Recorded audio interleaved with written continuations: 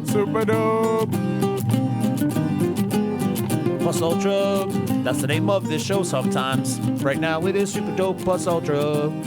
Recovery, baby, that's what that was. Yep. I like that.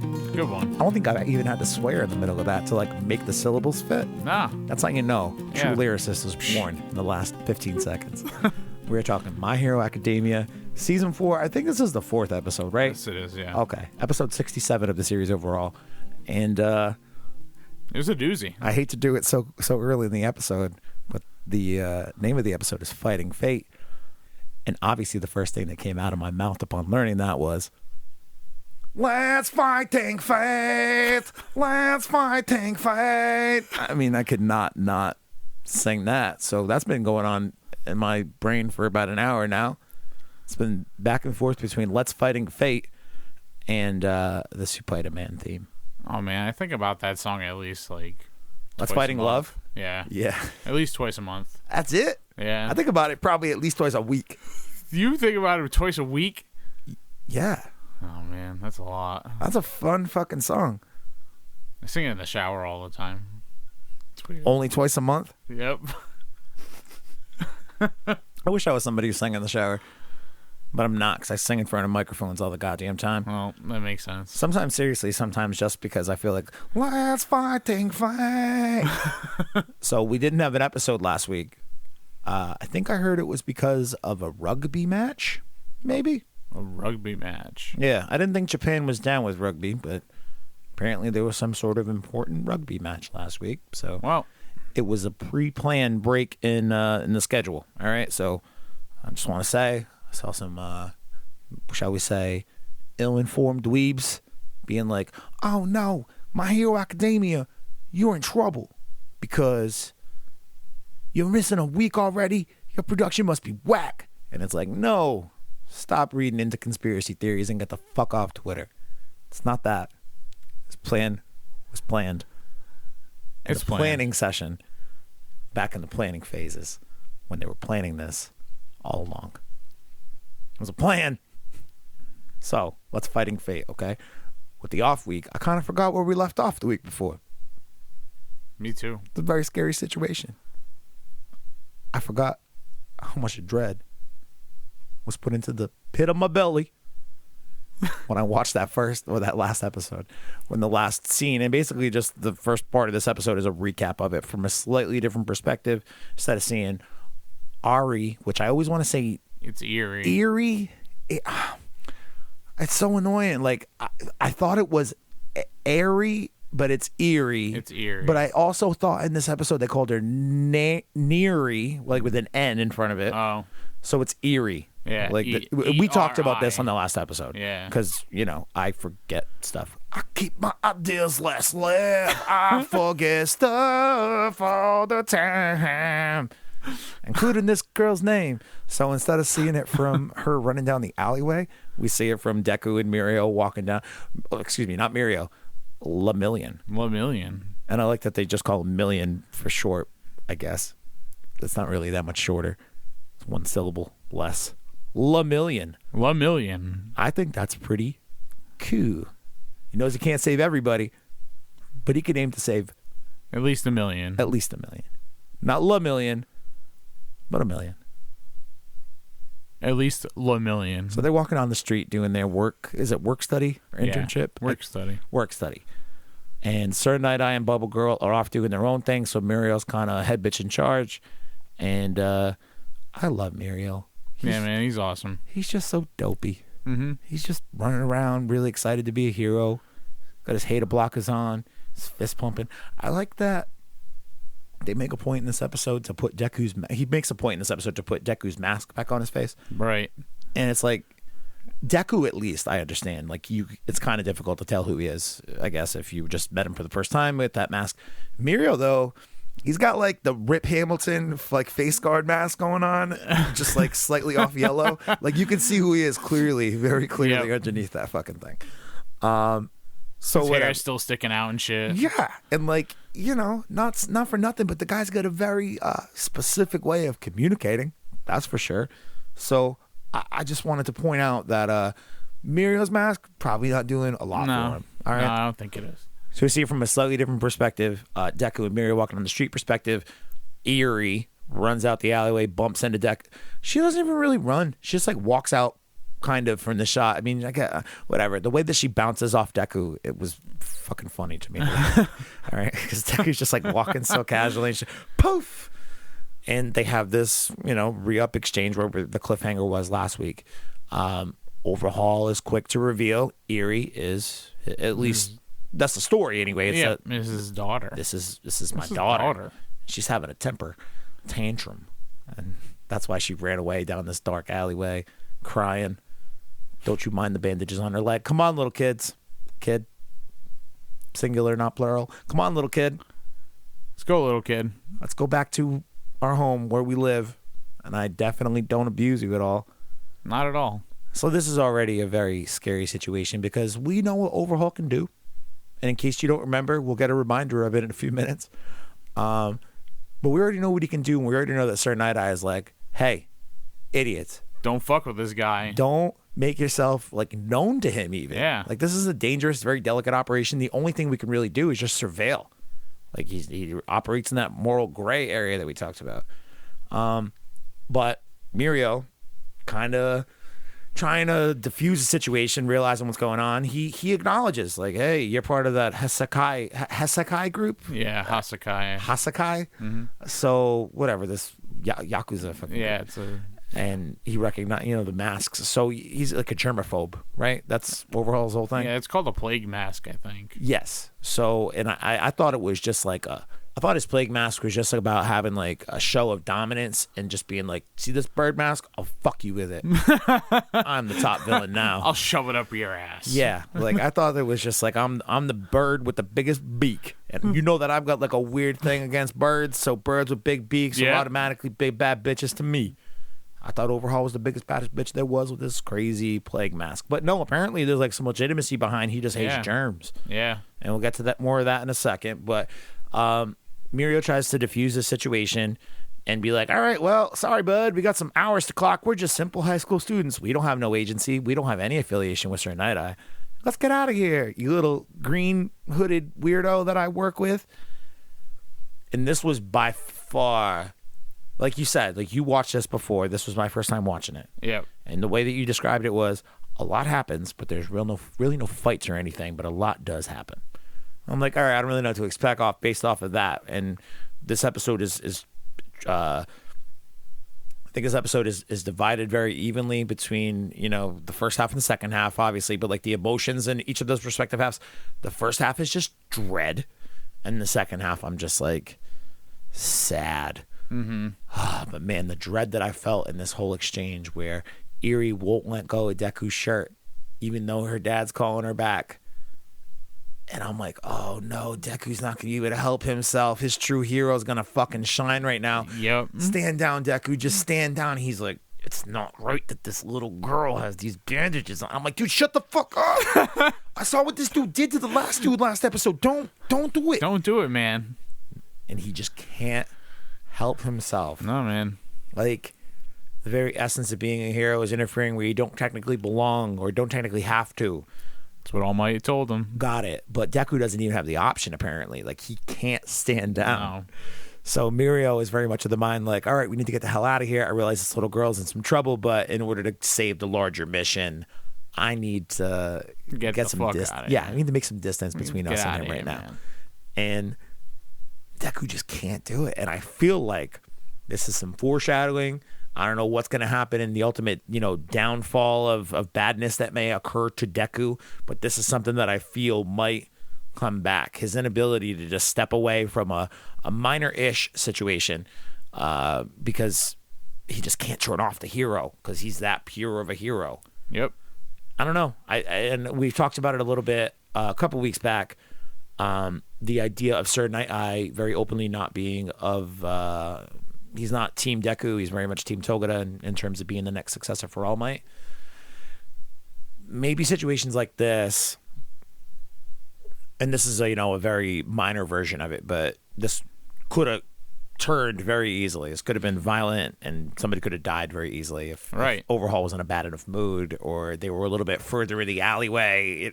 Well, I mean, In the scene, when he put his finger in his glove, pretending he was gonna take his glove off, and that's when Yuri was like, "Uh oh." Yeah. So they start to gotta walk. save them. They start to walk into the alleyway because Deku can't just fucking let it go, and that's when he starts to give this backstory about how Yuri is throwing this temper tantrum and how she doesn't get what she wants. You know, she better realize that she better start acting correctly before. What the fuck did he say exactly? It wasn't like get hurt or something, but it was implied that he was about to get pretty upset. And she picked up on it immediately, and she's like, all right, I don't want to see that happen. And she fucking bails out, and she runs back to him. She's like, all right, cool. No, it's fine. I don't want anybody to die today. And Mirio and Deku can run off safely. Thank the Lord. Thank Lord, man. I just like that Deku was like a social worker in that moment, like going through all of it. He's like, why she had bandages? Why is her body trembling but she's not making a sound? I think was something like that. Yeah. And I'm like, dude, you are a 14, 15-year-old boy. And I understand that you're in school to be a hero and all that. But man, you should not be cognizant of things like that in terms of parental child abuse and just like how aware he is of how this child's responding to everything. How ballsy he is to be like, listen, you plague mask wearing motherfucker, I'll kill you. You know who I am? I'm All Might Jr., bitch. All Might Jr.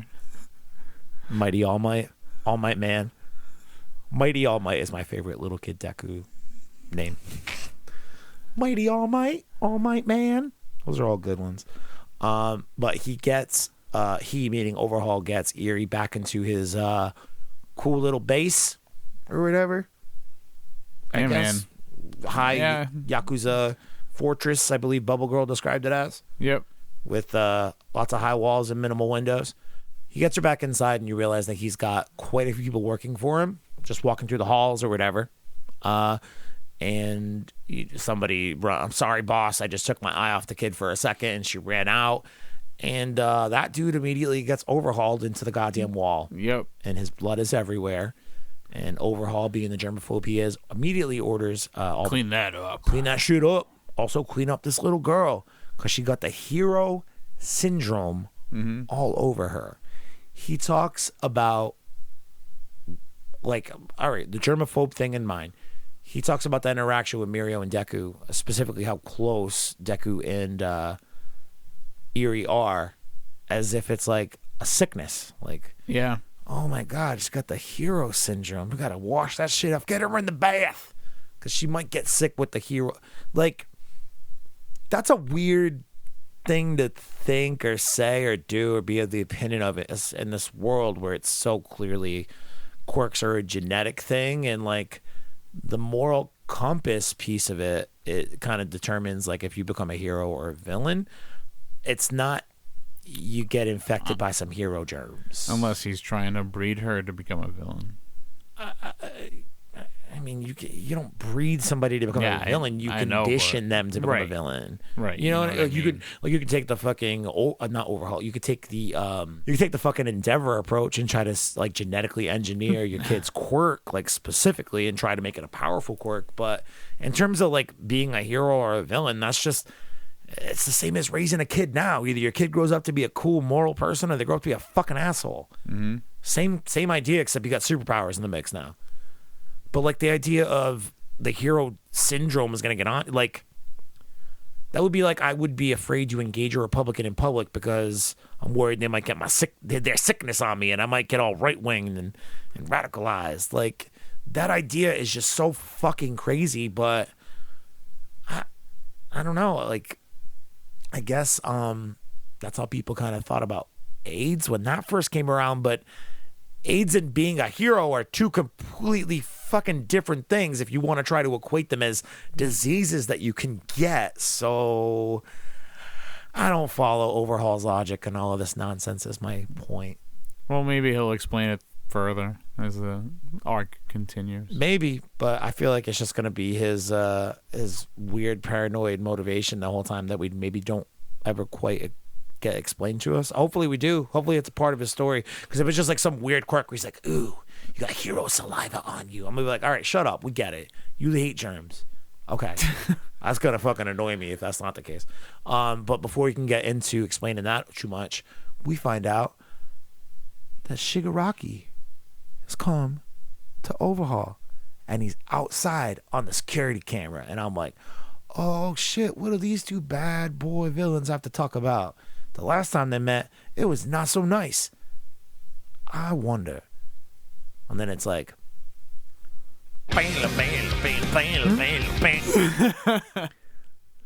second half of this episode, I thought that we were going to get this encounter between Shigaraki and Overhaul, but obviously it's just a little cock tease, and we cut back to Deku back at UA.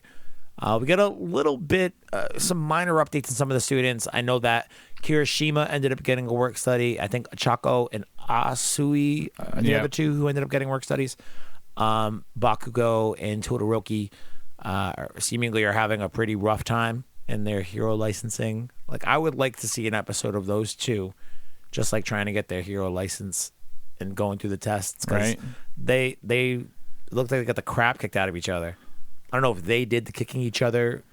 I don't think so. It just seems like they're going through some really tough classes. Yep. Bakugo is, what I like about it's super quick, but what I really like about it is Bakugo is obviously pissed off that he's having to go through this, and some of the other students, I think it's Benetta, asked Deku, like, hey, what's up? Do you see any hot chicks at your work study? And Deku's mind is a million miles away from school, just thinking about Eri and what happened the first day of his work study. So he kind of talks about it for a second, but Bakugo leans back. He's like, shut up, stop reminding me that you're ahead of me. Ah. I love that. But like in that moment, you think Deku would be like, haha, yeah, I am doing all right. And he does not even fucking dwell in it for half of a second before his mind just goes right back to Eri. And that just kind of sets you up for what this next half of the episode is. Homeboy is a mess over what he just experienced, and he's really worried that he didn't do the right thing and couldn't save this girl and what might happen to her and all the bad vibes that he got off this deal with Overhaul. And he just can't focus, can't do anything. He's daydreaming in class, getting hit with books in the head. He's drowning in a pool, but getting saved by Aizawa's scarf. Yep.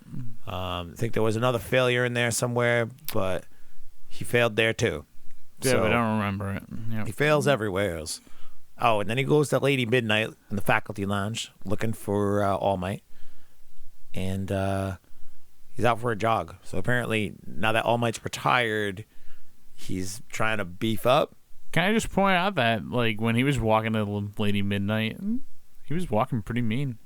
Ah, he was pissed. He was pissed off. He's upset a little bit. He was pissed off. Yeah, he wants some answers. Like, he wants all the answers. Basically, Deku's got all these problems going on, not only with his mind being very much occupied with the well-being of this little girl from yesterday, but he also just got told that the guy who is essentially his boss now outside of school, he doesn't think that he's worthy of his position. Like, you're a hero. I like that you're a hero. I think that you could be a good hero, but you're in line to be the number one hero, to be the successor to All Might, and I don't think that you should be that guy. I'll still work with you. I'll still train you regardless. I personally think that Sir Night Eye might have some ulterior motives in trying to get Deku to give up that power to Lemillion, but we'll see. But that's gotta fuck with a person. Yeah. You're not worthy of where you are. That's a shitty thing to be told, especially after all the shit he's been through. Yeah, and it's not like the guy hasn't. To this point. It's not like he hasn't performed at every level. Yeah, you know, and I think a lot of the things that he's done to this point, Sir Night Eye would have no business knowing about. The attack on the USJ, Hero Killer Stain. Think about it. The only thing he might know, the stuff at the camp with the Killer Pussycats, whatever the fuck their names were. Yeah, most of that stuff. Night Eye would probably have no idea about any of it. Probably he just knows that this kid broke his fingers a bunch in the sports festival. Maybe he has no idea where Deku's come from. Or, you know, to quote the great American song Cotton Eye Joe, he has no idea where he has come from or where he will go. Where does he come from? Cotton Eye Deco? Nope, doesn't work. Cut. He's got no idea what he's been through to this point. So while he believes that he's got the primetime replacement in Togata, he's very firm in his conviction. And think about it, he's a dude who sees the future. So this foresight thing, which we'll talk about a little bit more in a second. His foresight thing is, I think it could be a gift and a curse. Like, he can see the future, yeah, but like maybe he doesn't. He might be somebody who just kind of accepts that I've seen the future. That's how it is, and this is how it'll play out. As where, All Might alludes to the idea of maybe potentially changing the future and fighting fate. Let's fight and fate. So All Might's out for a jog because he's a bro that just likes to work out now in his off time. He's a retirement musclehead, jughead. Just trying to stay in shape, man. Yeah, he's just trying to stay in shape, do his thing. And he's jogging out in the mountains right around dusk time. Maybe just dusk. I guess dusk is... Yeah, it's dusk. Dusk time. Dusk time. Is that around dusk time? Right around noon 30. Noon 30? I'm just trying to say all the stupid time things that I say now, yeah. What else I got? That's it. It's a... Dusk 30 and noontime. Wow. Noon Only 30's, two. Noon 30's a real, not one. Noontime's a real one. Yeah, noontime is a real one. Noon 30. It's just a fun one. It's a weird one. Anyway, All Might's out jogging during dusk time. And Deku uses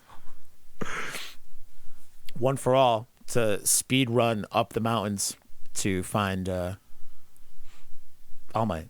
Yeah, man. And he's like, motherfucker!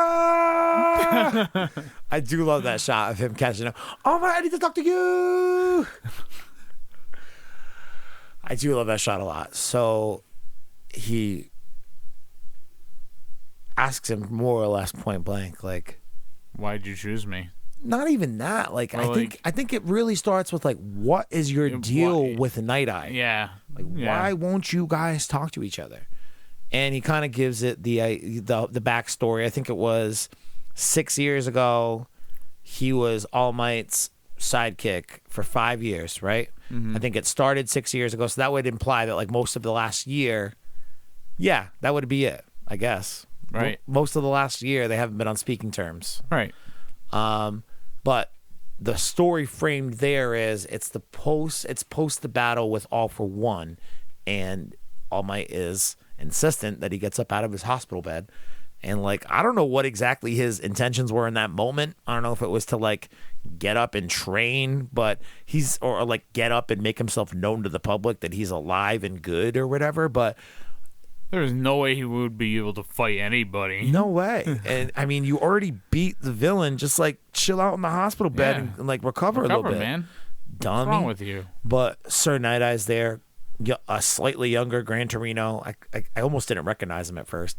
And Recovery Girl. They're all standing there in the hallway, and Sir Night Eye and All Might are just having this friggin' screaming match about you need to recover. Like, if you continue to do this, you're gonna die. Like, you need to stop using the power. I've seen the few, and basically this ties in. Like, I've looked at you. I've used my quirk on you. I've used foresight on you. If you continue to do what you're doing, you're gonna die. And that's the whole plea. So they don't quite break up then, but it's known that this is like a huge rift between them. Mm-hmm. And then it's Sir Night Eye has looked 6 to 7 years in the future, and he's, seen All Might's gonna die. So he knows he's got to fucking figure out a successor plan sooner rather than later. And there's another flashback. It's almost like 2 reasons in a row. The first is you got fucked up. If you continue to use your power, you're going to die. That wasn't enough to break, that wasn't the last straw to break the camel's back. The thing that really drove them apart, at least in terms of speaking, maybe not working together, but in terms of speaking, was who he chooses as successor. So there's another flashback with Principal Nezu, Sir Night Eye, like, oh, why don't we got somebody in mind, Mirio Toguro, like, he could be great. Why don't you come to UA? We could find somebody. And then it's the cell phone call of, I met somebody, he's going to be the successor. Sir Night Eye freaks out, and they probably haven't spoken in, over a year at this point. And it's kind of a sad story, and Deku probably feels, I don't know if he feels mildly responsible. I mean, Togura's like a really good candidate. And yeah. I think Deku knows talked that. about that last week, I think. He's got the pure intentions. Yeah. 1 million wants to save 1 million people, and there's no reason to think that. I mean, we talked about the idea that he even resembles All Might, a young All Might, in a lot of ways. Right. Right down to the blonde hair, stupid smile, bad humor. So I don't know. It's tough to. You obviously don't want Deku to fail, but I do wonder about the idea of another All Might, or not another All Might, but somebody, who could be another successor outside of Deku. And with power being transferable the way that it is, like, you need to will it to be able to transfer it. Somebody can't just come by and take a bite out of Deku's fucking scalp and be like, I got one for all now, or all for one now. All for one? One for all. Fuck it up every time. I got one for all now. I took a bite out of this dude's scalp. It doesn't work like that. He has to willingly transfer the power. And I think Deku's already shown signs of, like, admitting that Muriel might be, a great candidate. And that in and of itself is like, I think that's Night Eye's whole fucking plan, is to convince Deku that, yeah, you're a great hero, kid, but this quirk is not for you. This quirk goes to Muriel. And then if he were to transfer it, where does that leave Deku? He probably doesn't die, right? I don't know. I don't think he dies, No, because he doesn't have the pre-existing injury like All Might does. Right. But he wouldn't have a quirk anymore. Would he, though? I don't know. I don't think that he would. Because, even when All Might transferred it, he would still be able to go to his hero form. Yeah, but it would be like, it's like limited time left. But how much of that limited time has to do with his injury versus how the power transfers? True. It's a lot to think about.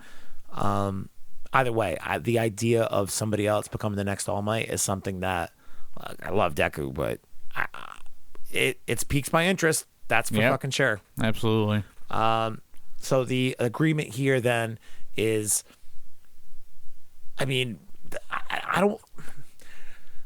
Deku's reaction to what All Might tells him, it hits so hard. And I think the reason it hits so hard is because we as the audience kind of already know, right, All Might is going to die, right, at a certain point. And when he tells him the second part of this, you need to find a successor, he's looked at you 6-7 years in the future, he sees that you're going to die. When he says it to us, the audience, we're like, or he's like already confirming what we suspect. And we have that moment of acknowledgement, and we're like, oh, cool, yeah, we're right. And it ends, and the camera shows Deku and his reaction, and you can tell that it's never even crossed his mind that All Might is going to die. It really hasn't even crossed his mind that now that he's retired, that he could die. And meanwhile, we're seeing this dude cough up blood and do everything that he can to keep up appearances best he can. Right. And the gut check that Deku must have felt, I felt. Oh, I definitely felt that too. So that leads us to Deku's proclamation of, they talk about the fight with All for One, and at the end of it, how he says, you're next. You're gonna have to step forward and say that you were here. And that's Deku's almost like resignation to the idea that he is going to have to say goodbye to his hero. His idol, not just his hero. Not his like purpose for getting up out of bed every morning and take his place. But he wants him to be there behind him while he does it. And it brings up the idea of, not only are you going to have to kind of like, I don't know, fast track is the right word, but like you're going to have to grow up sooner rather than later is definitely a feeling that's implied there. But with Night Eye having his quirk work the way it does, and we talked about it a little bit before, like he sees it as like a fixed thing. Like once he uses foresight on somebody and he sees that far in the future sometimes. And I like that they kind of put the caveat in there, like the further he sees into the future, it can be a little skewed. Either way. It can be like jumbled. So like you can see events or whatever, but maybe he can't tell like when it is or like how far apart it is from other events that he can see. It's not like super linear, but he can see generally over the next 7 years things that'll happen within those 7 years. He can't say what'll happen when. Deku floats the idea of having him look at All Might again, like make up with him, be friends with this dude again. You guys worked together for 5 years. You fucking proud ass douchebag. All Might. Be friends with your friends. And he's like, meh, because he wants to know, like, maybe he's already changed fate. Maybe he's already fought fate and fate fucked itself and fucked off. Lots of F's in that sentence. Yeah. Maybe he's already successfully fought fate and told fate to go fuck itself. And maybe All Might's not gonna die now. Yeah. Deku needs to know that. I don't think All Might's down with getting down to the bottom of that case. So, I don't know. I think now that he's floated the idea, I would love to see an All Might Sir Night Eye reunion. That would be nice. That'd be cool. But I kind of also do like Deku operating in two different worlds, like independent of one another. Like, obviously the work study is hooked up through his school, but the shit that he's doing with Mirio and Sir and Bubble Girl, I don't see any of his classmates. I don't see any of his teachers. He's his own person in a new situation that we've yet to see him in. And then when he goes back to school and he sees his classmates and he sees his friends and he can go and talk to All Might or the other faculty, it's like, oh, he's back home again almost. Like, I like having that kind of separation between the two worlds, but given how closely the two worlds are, like, it's like a point and counterpoint. Like, all these things have been going on alongside each other for like the last 4 or 5 years. They've lined up to a point now around these couple people, Mirio, Deku, Night Eye, All Might. They're all right there in proximity of one another. All Might being the one who's on the outside looking in. We'll just get in there, All Might. Let's be friends. Let's be friends. Let's be friends. Stupid idiot. Stop being proud. Proud. And then we get the dope closing song, which I can't think of how it goes right now. Cause I don't know. I know there's chicks singing it. I know that That's I've about listened it, to the opening song about 300 more times than I've listened to the closing song. Yeah, me too.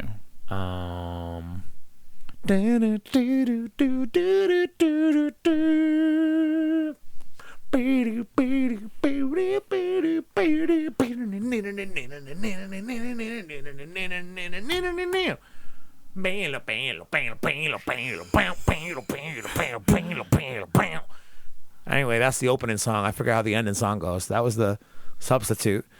It was excellent. It was great, wasn't it? Yeah. We do get a slight little tease, or like I should say, post-credit preview. And this is why I yell at Carlton every motherfucking time. I'm like, you don't know how to watch animes, dude. You got to watch the ending songs. And you know what? He skips them all the time. So sometimes the next episode starts and he's like, I don't understand what's going on in this episode of My Hero Academia. And it's like, dude, you missed the scene at the end of last week's episode because you skipped the song. Well, I didn't want to watch the preview. The preview is the best part. Before the preview this week, we get to see that Shigaraki and Overhaul are finally meeting. And that Overhaul made Shigaraki walk around in a tunnel for like 30 goddamn minutes in circles before he found his room. And apparently Shigaraki has come to Overhaul considering joining them. Considering, maybe. We don't know yet. We'll talk about it when they talk about it.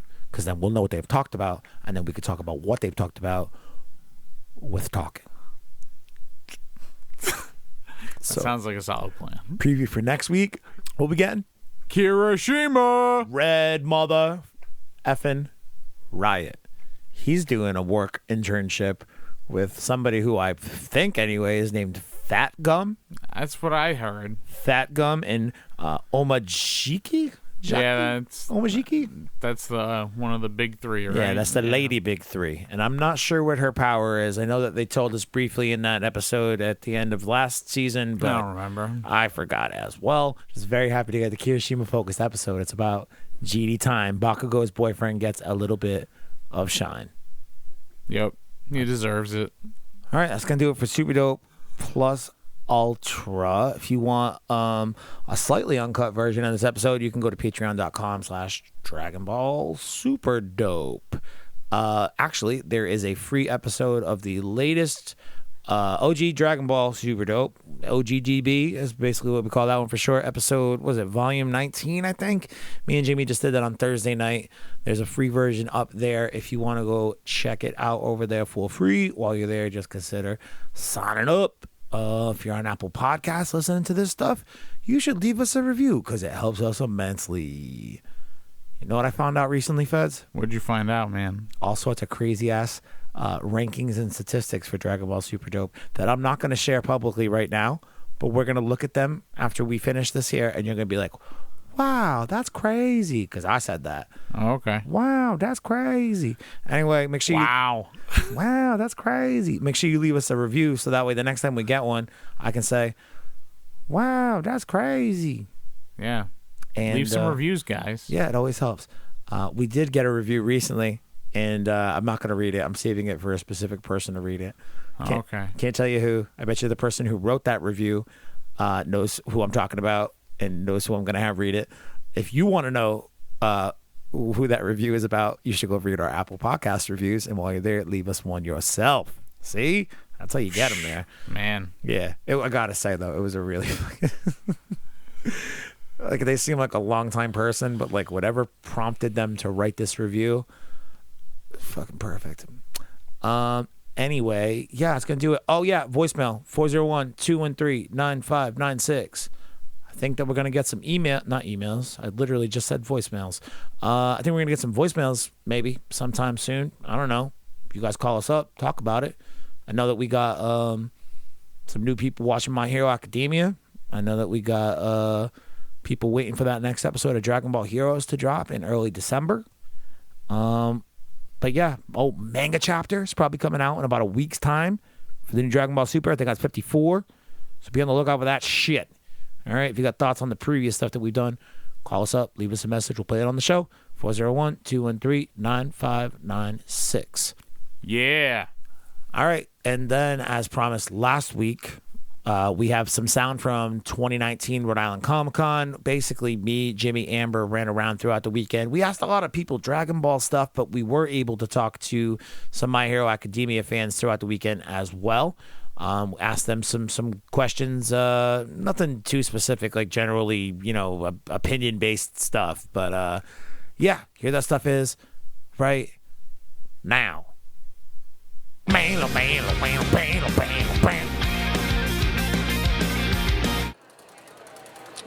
Shigaraki. Excuse me, Tomer Shigaraki. For $1, would you like to answer some questions about My Hero Academia?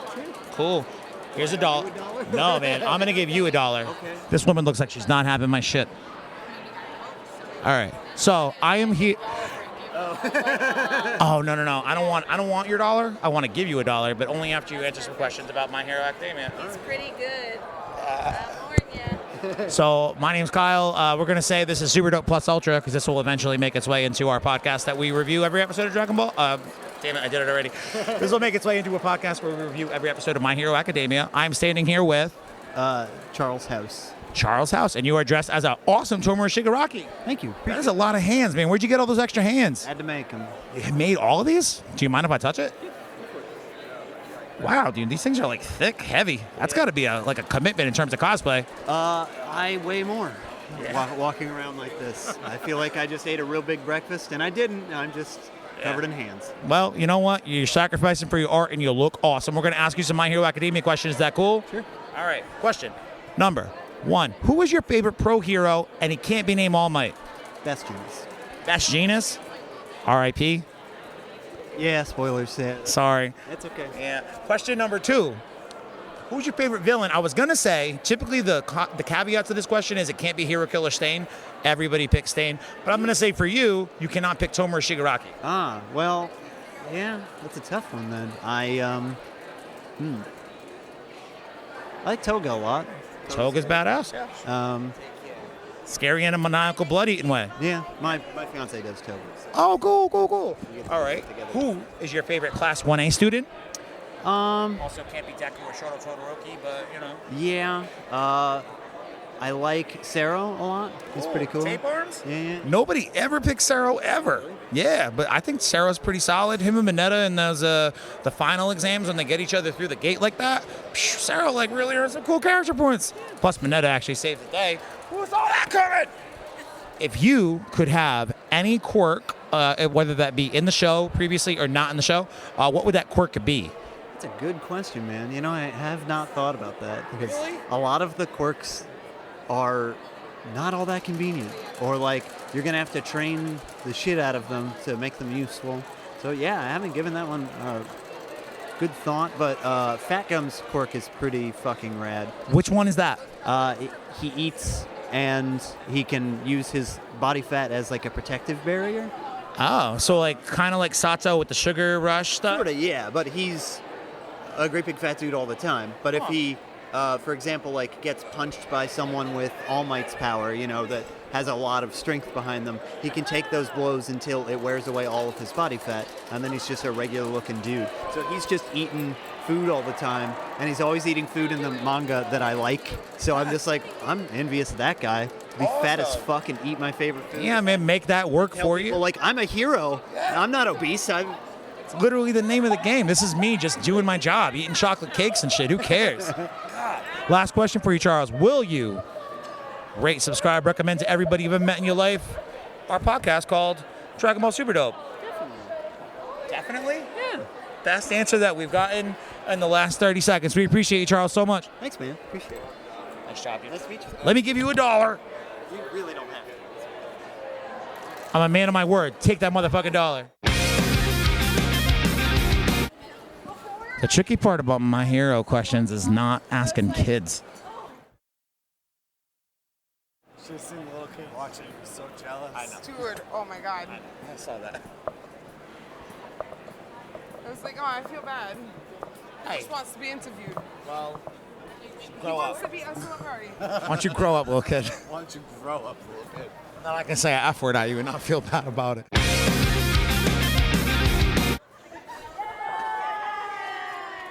I love my son so much. Oh my God. Hi. For $1, you want to answer some questions about My Hero Boku no Hero Academia? I can't afford it. No, I'll give Oh. you the $1. Sure, then. If that's the case, maybe we can. $1 Oh man. So I'm gonna guess that collectively you guys are about 14 on average, right? Yeah. They are. All right. So you guys are out. How old are you, miss? 27. Perfect age. All right. First question. No, that's a Dragon Ball questions. Let me get my act together. Yeah, I don't know if you can be like your lifeline in case you've got any really tough ones. So, what is your name, miss? Cindy. And you have the best Deku Mom cosplay going on at the con right now. Thank you. I would be remiss if I didn't point it out. Who's your favorite pro hero who's not All Might? Who's not All Might? Yeah, that's the caveat. Who's not All Might? I am going to have to go with Midnight. Oh yeah, this is because she's super sexy. Nah, it's more that she's quite clever, and she also figures out how to use her ability while also not scarring little kids for life. And you got to be respectful of anybody who doesn't make kids their victims. Who's your favorite villain? Ooh, favorite villain. You can't pick Hero Killer Stain. Nope, I was actually going to say Overhaul. Yeah? So we got the chorus of 14-year-olds over here. What did you want? Look, Shigaraki, I just want to feed.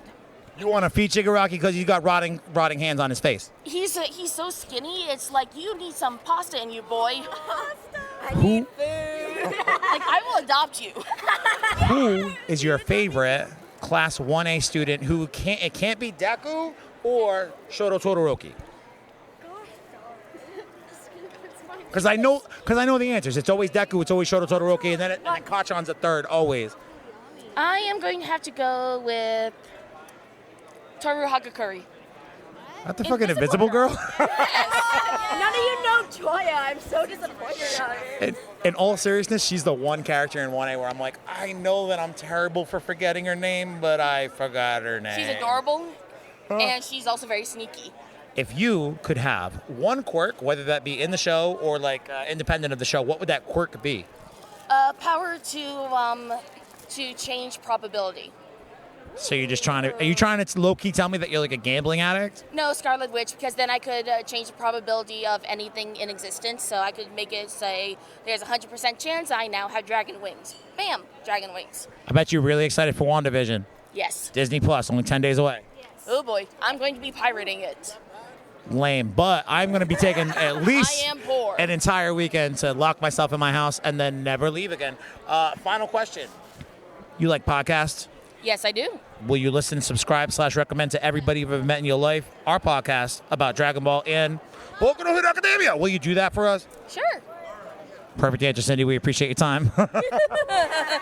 Let's see. Card.